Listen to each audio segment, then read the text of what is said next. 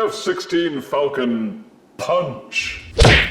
Hello, my baby! Hello, my honey! Hello, my ragtime gal! Sonny, you kissed my wife! Baby, my heart's on fire! Yea, verily, the last of the Aerialbots for Age of the Primes hath arrived.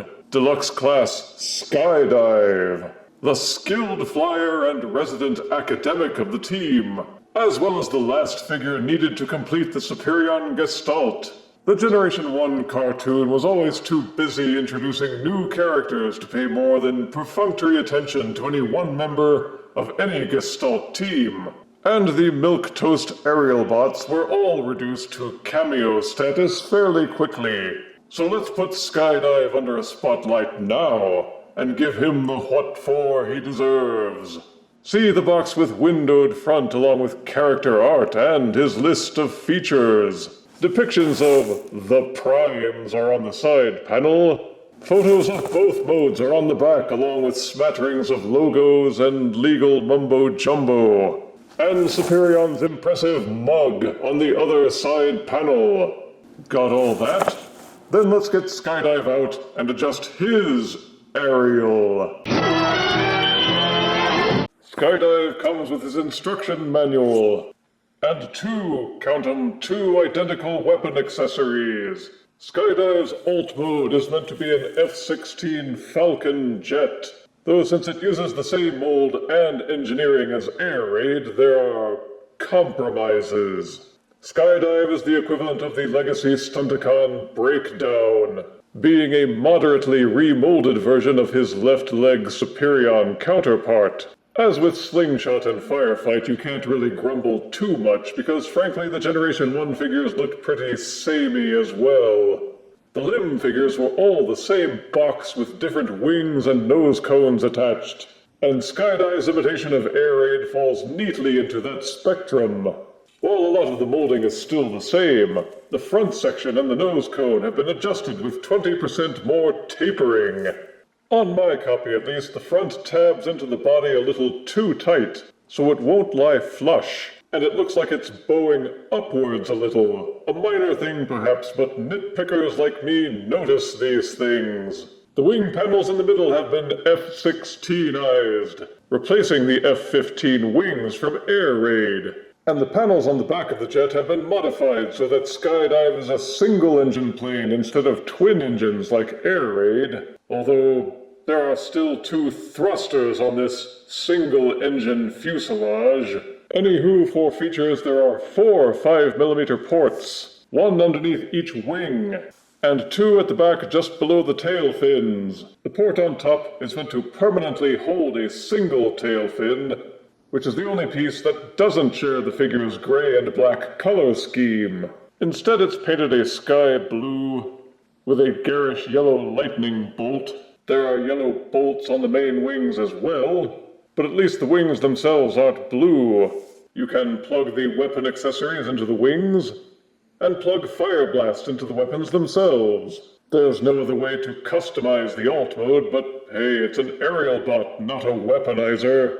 You can fold down the front landing gear so it lies level, but the rear landing gear is still just the robot feet with fake wheels molded near the back. Lazy slobs.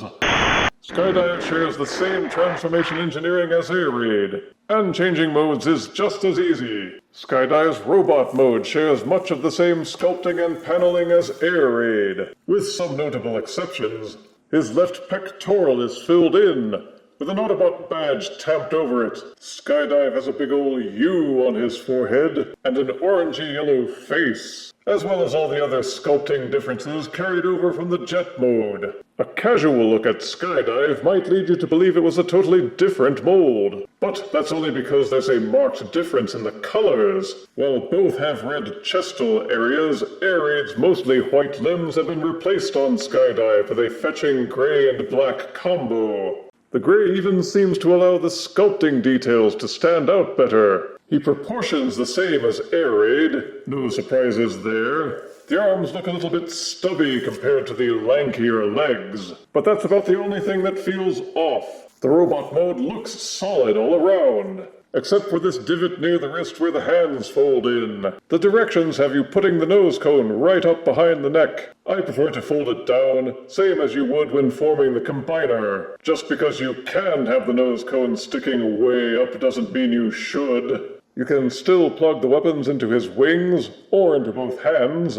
but the ports that were towards the back of the plane are covered up in robot mode. You can even move the tail fin around, but why would you want to? The articulation is also identical to Air Raid, with a ball-socketed head that will do a full rotation, but it's so tight that the waggling to the left, right, forwards, and back is quite limited. The head will fold backwards. Each shoulder is hinged and socketed for a full rotation. Upper bicep swivel, an almost 90-degree bend at the elbow, folding wrists, full waist rotation. The legs will kick forward this far, backwards about this far. They'll kick out all the way until they bump into the wings. There's an upper thigh swivel, 90-degree bend at the knee. The feet will tilt forward, and there's also a full ankle pivot, as well as the wings being able to fold forwards and backwards. So in terms of posing Skydive, he competes well with any conventional Deluxe figure, whether leaping to action or just standing there with quiet dignity. Standing about 5.2 inches and weighing exactly 3 ounces without his weapons. Here is Age of the Prime's Deluxe Aerialbot Skydive, next to fellow Deluxe Aerialbot Air Raid, next to Leader 86 Studio Series Megatron, 86 Leader Dinobot Swoop, and next to this Rainbow Crystal Geode. While it's disappointing that they didn't give each Deluxe Aerialbot their own mold for Age of the Primes, they at least did us the courtesy of making sure the 2 molds they did make were okay. Skydive carries all the positives and negatives of the Air Raid mold from whence it came, with decent alt and robot modes, good articulation, and a transformation that's easy to master. He's got original weapons, albeit small ones, a new head, and some new wings to set him slightly apart. It's still boxy underneath. You can only really pretend it's a plane when looking at it from above. The landing gear setup is still a joke that isn't funny, and the higher price tags are hard to choke down for a figure that in the end is kind of simple. But how he looks may not matter, because in the end, you're probably going to leave him in combine mode as Superion. If you want to complete the Superion gestalt, and who doesn't, then you probably will end up getting Skydive. And fear not, I will be going over Superion himself in a separate review. As for Skydive himself as a standalone figure, there isn't too much remarkable, but he's close enough in quality to Air Raid that he merits an equal score of 7 out of 10 deaths. Falcon! If you refuse me, honey, you lose me, then you'll be left alone, oh baby. Tell them all, and tell me I'm your own.